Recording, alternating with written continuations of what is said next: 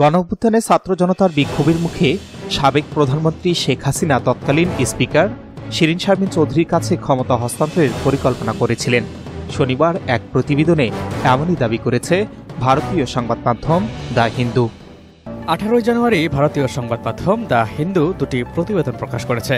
তার একটি প্রতিবেদনে সংবাদ মাধ্যমটির দাবি, তারা জানতে পেরেছে শেখ হাসিনা আগস্টের প্রথম সপ্তাহে সংসদের স্পিকার শিরীন শারমিন চৌধুরীর কাছে ক্ষমতা হস্তান্তরের পরিকল্পনা করছিলেন এবং সামরিক বাহিনী পরিস্থিতি স্থিতিশীল করার জন্য লকডাউন নিশ্চিত করতে মাঠে ছিল, যাতে ক্ষমতা সুষ্ঠুভাবে হস্তান্তর করা যায়। 5 আগস্ট গণভবন থেকে পালিয়ে আসতে আর 20 থেকে 25 মিনিট দেরি করলে শেখ হাসিনা ও তার বোন শেখ রেহানাকে মেরে ফেলা হতো বলে শেখ হাসিনার দাবিকে তার অডিও রেকর্ডের বরাতে প্রচার করেছে পত্রিকাটি।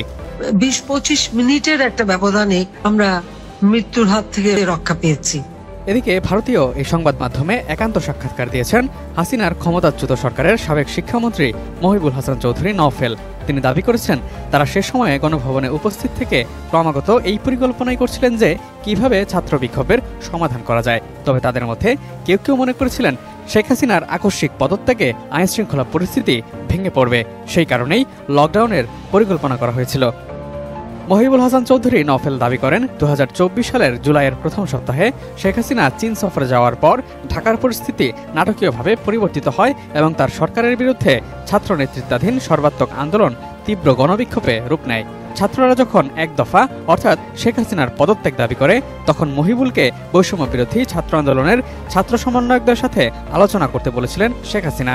পরে অবশ্য ছাত্র বিক্ষোভ তীব্র আকার ধারণ করলে সাবেক শিক্ষামন্ত্রী আন্ডারগ্রাউন্ডে চলে যান এবং শেষ পর্যন্ত আত্মগোপনেই থাকেন।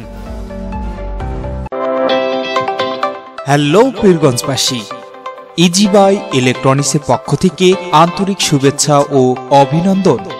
আপনার পরিবারের জন্য দারুণ অফার নিয়ে এসেছে Easy Buy Electronics. Easy Buy ইলেকট্রনিক্সে খুচরা ও পাইকারি এবং সহজ কিস্তিতে সিঙ্গার, যমুনা ও অল্টনে ফ্রিজ, ওয়াশিং মেশিন সহ সকল পণ্য বিক্রি করা হয়। তাই আর দেরি না করে আজই চলে আসুন ইজি বাই ইলেকট্রনিক্সে। প্রোপাইটর মোহাম্মদ আব্দুর রাজ্জাক মণ্ডল। স্থান উপজেলা পরিষদের পশ্চিম পার্শ্বে, জামতলা রোড, পীরগঞ্জ, রংপুর। আলম সার প্যালেস, এখানে TV, fridge, rod, cement, shallow machine ও পাওয়ার টিলার সহজ কিস্তিতে বিক্রি করা হয়। Proprietor Mohammad mister Alam. স্থান খালাসপীর, পীরগঞ্জ, রংপুর।